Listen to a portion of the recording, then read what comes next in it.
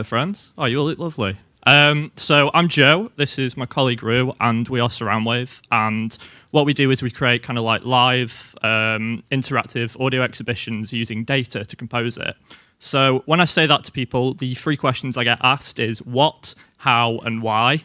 I'm going to answer that for you today. So in terms of data and what kind of data we use, one of the stories that stood out to me the most during COVID was Venice and the rewilding of the canals in Venice. And we kind of reacted as humanity in three ways. We celebrated it, we joked about it, and then we forgot about it. And I think that's a real shame because we really had a chance to kind of make a positive change during COVID, and we've kind of forgotten that was a thing.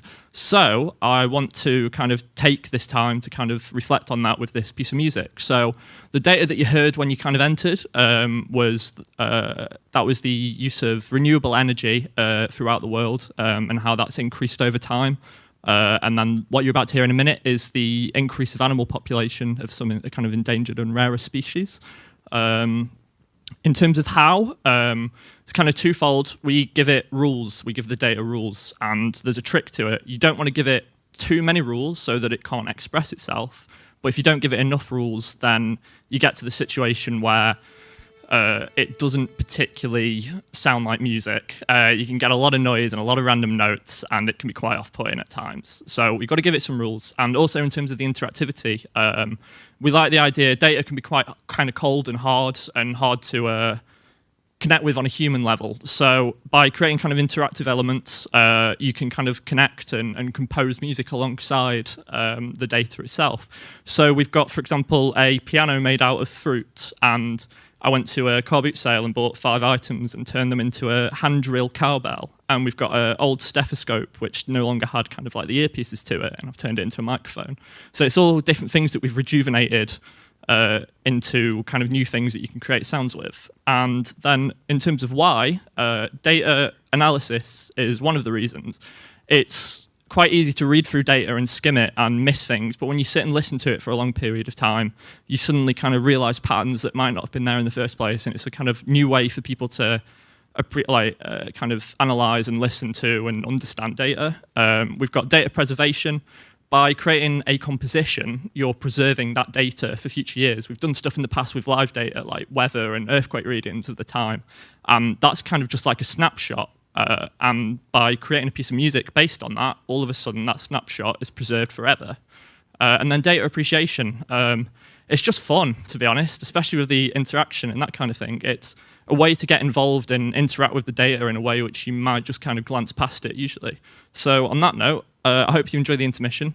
Feel free to come and have a play, stretch your legs, get some food, come and chat to us about stuff. And if you're watching kind of online and you want to kind of see what we do in the future, because it's quite new, project_Surroundwave on Instagram. So yeah, thank you very much, and I hope you enjoy the intermission.